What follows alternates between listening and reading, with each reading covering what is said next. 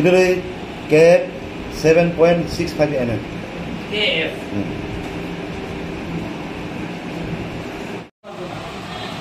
Itu saya betul tu lah. Kata itu kita band kan sudah bayar mana. Sorkar kuli hisab dia orang ko. Sedang tu hisab na. Yang mudah ke. Agak kat putri yang kita sebaik masuk ke bondo.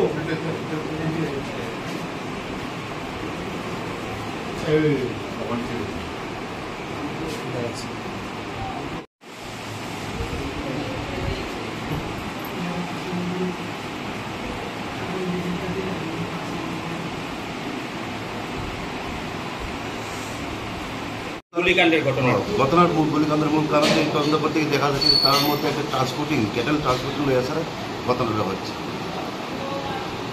আর তার মধ্যে এই ট্রানজিশনের টাকা পয়সার টাকা পয়সা লেনদেনের একটা ঝামেলা ছিল এই ঝামেলার জন্যই এই ঘটনাটা হচ্ছে। এই গুলিকাণ্ডে কি কেউ আহত হয়েছে? না, কেউ আহত হয়নি। পিস্তলটা কোন জায়গা থেকে এক্স্যাক্টলি আপনারা রিকভারি করছেন? আমরা রামকৃষ্ণপাড়া, যেখানে যে অভিযুক্ত রবীন্দ্র দেববর্মা তার নতুন দোকান কনস্ট্রাকশন ছিল, সেখান থেকে আমরা উদ্ধার করছি। ম্যাগাজিন দুইটা কি ফুল লোডেড না? না, আনলোডেড ম্যাগাজিন আসলে দোনোটাই ম্যাগাজিন আর 3টা রাউন্ড, 2টি ম্যাগাজিন আর পিস্তল। এটা এই প্লাস্টিকের একটা ক্যারি ব্যাগের মধ্যে মোড়ানো ছিল, এটা একটা ইটের স্ট্যাক ছিল, ইটের স্ট্যাকের নিচে এটি লুকানো ছিল। এখন তদন্ত চলবো এর বিরুদ্ধে নাকি তদন্ত চলবো? হ্যাঁ, তদন্ত চলছে। কোথায় থেকে এটি হচ্ছে সোর্স অফ ওয়েপন এগুলো আমরা দেখছি।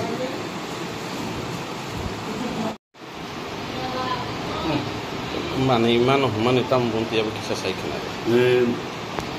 গত 13ই এপ্রিল রাত্রে 11:30 দিকে আমরা তো চম্পনগর সাধুচন্দ্রপাড়াতে একটা মানে ঘটনা ঘটে, সেখানে একটি গুলিকাণ্ড ঘটনা ঘটে।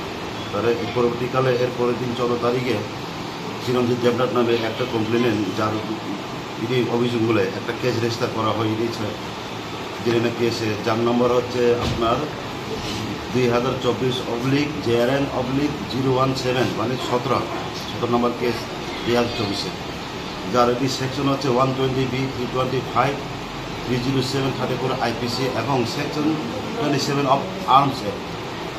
পরবর্তীকালে যদি তদন্ত করতে গিয়েছেরা আমরা ঘটনাস্থলে যাই। ঘটনাস্থলে গিয়েছেরা আমরা ঘটনার সততা প্রমাণ পাই। আর ঘটনাস্থল থেকে দুটি এমটি কেস, রাউন্ডের 2টি এমটি কেস আমরা উদ্ধার করি। তারপরে সাবসিকুয়েন্টলি আমরা ইভিডেন্সের ভিত্তি করে একজন এই অভিযুক্ত মধ্যে একজনকে আমরা ডিটেন করতে সক্ষম হয়, যার নাম হচ্ছে সঞ্জিত দেববর্মা। তারপরে যার নাম হচ্ছে সঞ্জিত দেববর্মা, বাবার নাম হচ্ছে দেবেন্দ্র দেববর্মা, বাড়ি হচ্ছে জয়রাম সর্দারপাড়া। তারপর তাকে আমরা এই 2 দিনের জন্য রিমান্ডে লই আনি। রিমান্ডে আসার পর কিন্তু আমরা এটিতে ওয়েপেন অফ অফেন্স, যেটা বন্দুকাণ্ডে যুক্ত যে ওয়েপেনগুলোকে আমরা রিকভার করতে পারিনি। পরবর্তীকালে মূল অভিযুক্ত রবীন্দ্র দেববর্মাকে, যার বাড়ি হচ্ছে আপনার এই রামকৃষ্ণপাড়া কুমলুমা, রবীন্দ্র দেববর্মাকে আমরা গত পরশু 26 তারিখে আমরা অ্যারেস্ট করি এই কেসের তদন্ত করতে গিয়ে।